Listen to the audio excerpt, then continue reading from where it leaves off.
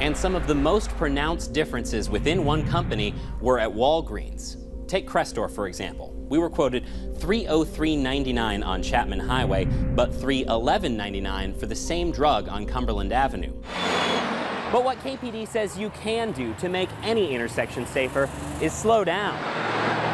If a person's hit by a car going 20 miles an hour, they have a 90% chance of survival. But as that speed increases to 40 miles an hour, they have a 90% chance of being killed.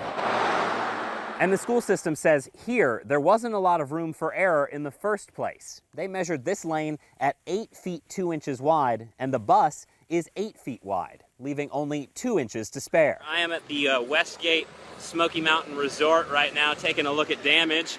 We've actually got crews still rolling in, fire crews here. And you can see this cabin, very, very heavily damaged. We're gonna see a sports car on its roof, so they just slid out on it, huh? As far as we know. Is everybody okay? As far as we know. That's good to hear, all right. UT's Pride of the Southland marching band, which will march this road, Constitution Avenue, very, very soon. Because even though there may be plenty of water flowing here in the lower elevations, the higher you climb into the backcountry, the drier and more dangerous conditions become. There have been more than 880 cases charged so far from January to June of this year, and more than half of those are drug-related. And what we found is the price can vary widely for an identical medication across different locations. What we're seeing is there's a car trapped right under here. We're going to talk to you in a second. Let's pan away. There is a truck right down here trapped in raging floodwaters. We've got another car right down there that's going underwater. We just heard what sounded a lot like gunfire. We've got some people here telling me people are shooting in the air to let people know they're still here. The line of cars stretched more than a mile. But still, the wait felt short by comparison for those that haven't seen their homes since Monday's wildfires. Among them, the Gorman family, who lives on Ski Mountain. We had heard from the National Guard was most of Ski Mountain was devastated. They knew their house survived, but their dog and cat have been stranded there since. I just want to get to my babies. Driving through Gatlinburg, the scope of the devastation sets in. Oh my goodness, this is awful. Passing burnt buildings and scorched earth on a drive that used to feel so familiar. That's awful. People are going through their stuff. But while the landscape has changed with the fire, one thing remains the same. No matter how long the wait, a dog is always happy when their family comes home. Miss Lulu! Miss Lulu! Oh, it's okay. Oh. But for others, the homecoming was more bittersweet. There's no amount of money in the world that can replace some of this stuff. Joel Poole's home on Baskins Creek Road is now just cinders. But sifting through the wreckage, he still finds peace. You know, it's closure. It's closure. I mean, you know, I know there's nothing left, so I can move on. Because in this mess, that's not the only thing he discovered. I found my wife's wedding ring. Oh my goodness. Win-win. A small silver or gold lining on one of Gatlinburg's darkest days. Because no matter what these families return to, they are still being made whole at the same time. She has tears in her eyes. It's okay.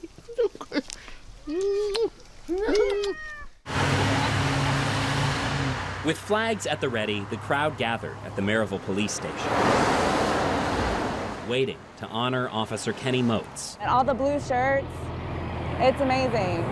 It's amazing. Jessica Self brought her daughters, Ireland and Avon Leith. She needed them to see this. Well, we've got a very good friend who's a Knoxville police officer, and so they pray for him every night. And so they know, and we just tell them that the family needs them. With the parade of officers silent in honoring their fallen comrade, it is a time to come together. The reflection of their lights, a reflection of what's on everyone's mind. Blount County's we're all a family, and when something happens like this, it affects everybody. It affects the whole family. Some held salutes, while others held back tears, thinking of friends in law enforcement. I do. And Officer Moats. And he was a fine man. You don't ever think about that happening here in our community, but it did, and it can. And I appreciate what they do very much. And the white is the hearse, that's where Officer Moats is. Well, he's with the Lord, but you know what I'm saying. Watching all this pass by, the Self girls had questions. There are a lot of sheriffs in our town. I know, there's a lot of police officers. There's a lot of people that love him. And while they may not understand everything that led up to this point, they know this: a family just like theirs is hurting. There's children their age who just lost a father, and it's very important that they let the other children know that other kids are here for them.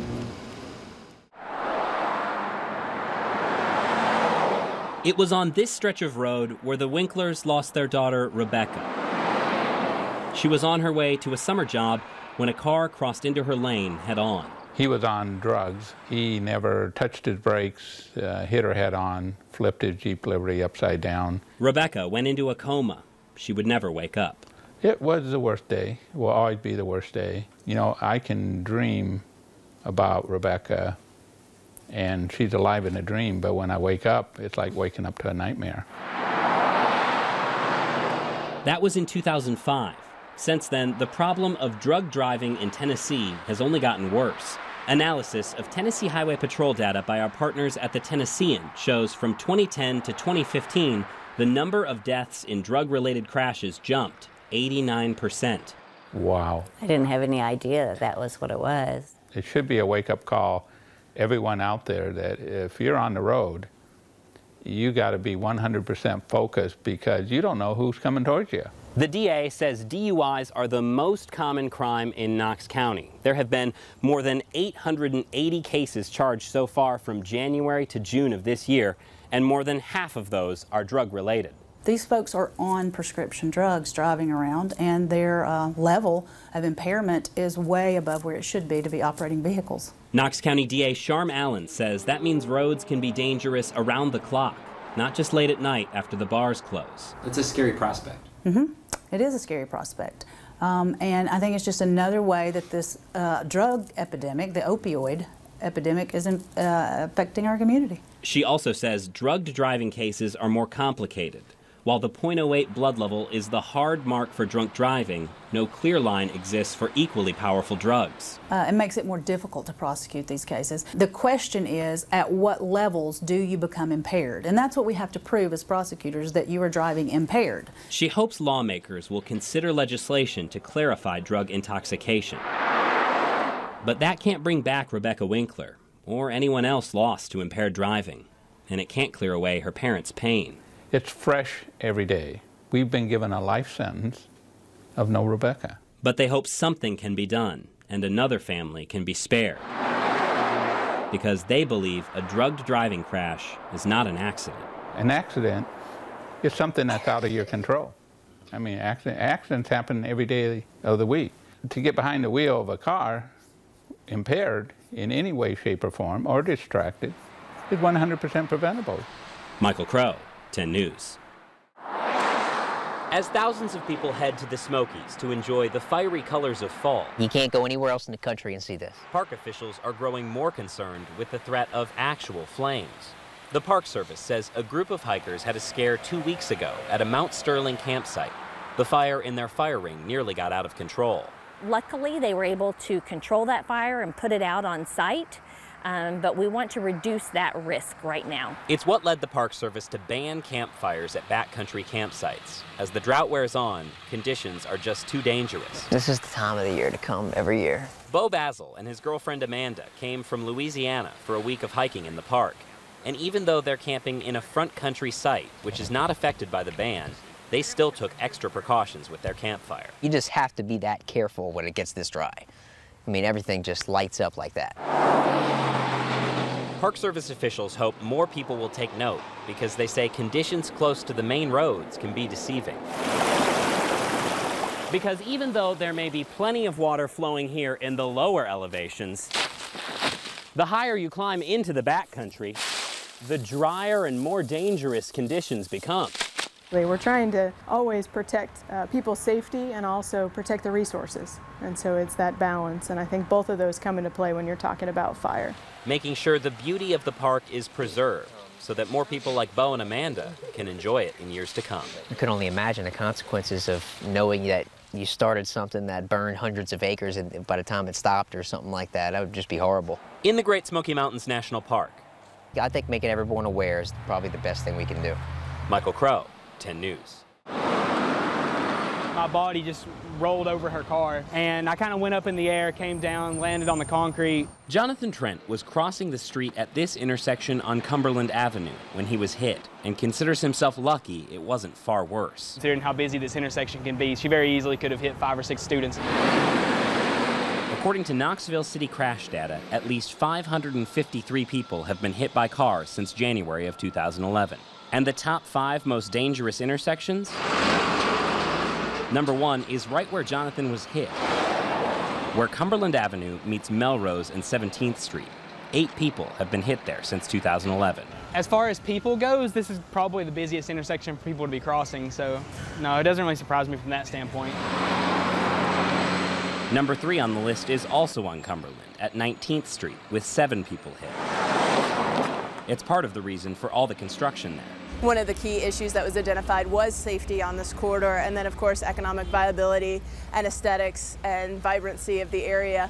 But obviously if it's not safe, then those other elements suffer. Knoxville Deputy Director of Redevelopment Ann Wallace oversees the construction project on Cumberland and says there are several factors playing into the high crash rate, including lots of pedestrian traffic, a wide road with many crossings, and dozens of places to make a dangerous left turn. All issues they hope to solve when work is completed.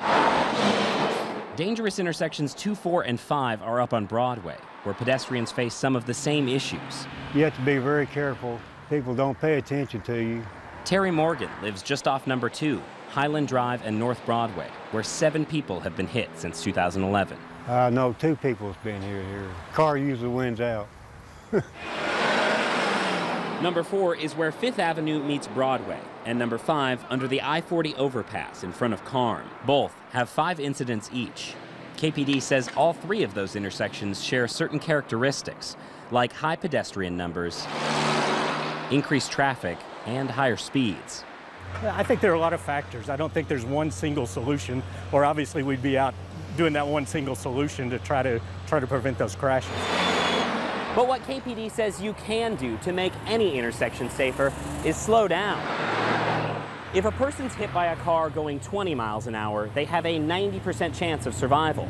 But as that speed increases to 40 miles an hour, they have a 90% chance of being killed. But KPD says distraction is also a problem, and not just with drivers. Inside the vehicle and outside the vehicle, we see it with the motorist and the pedestrians. We see distraction and we see impairment. And they hope to reduce that, to get crash numbers down. One pedestrian crash is too many.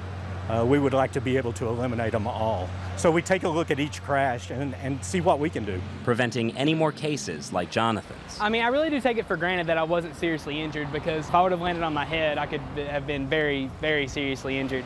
In Knoxville, Michael Crowe, 10 News.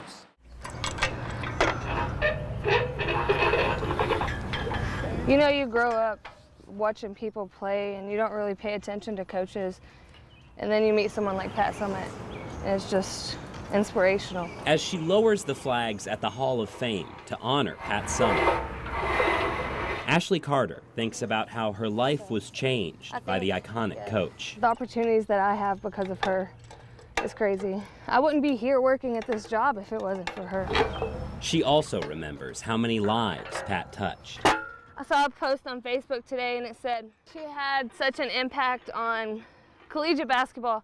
And I was like, nah, I think you could say more than that. So she's bringing these flags down to raise up Summitt's memory. The best coach, honey. It's why Jennifer Lovell had to bring her nieces to learn about Coach Summitt and her steely blue gaze. Gotta love that stare. Glad it wasn't directed towards me, but... And how she changed the sport for women around the world. The very first game I ever saw was Pat Summitt, you know, on TV, women's basketball playing. Never, ever saw that. It just blew up from there. You know, women's games are on TV all the time now. Watching Summitt speak still gets her. Oh yeah, she's a great coach. She showed you what hard work would do. And for Ashley, Summitt's legacy comes with a lesson. Even when you think you couldn't do anymore, keep trying and keep pushing. There's always more in you. So she'll honor the woman who faced a devastating diagnosis With determination and grit, and even in death, found victory. Never give up. Always fight to the end. In Knoxville, Michael Crowe, 10 News.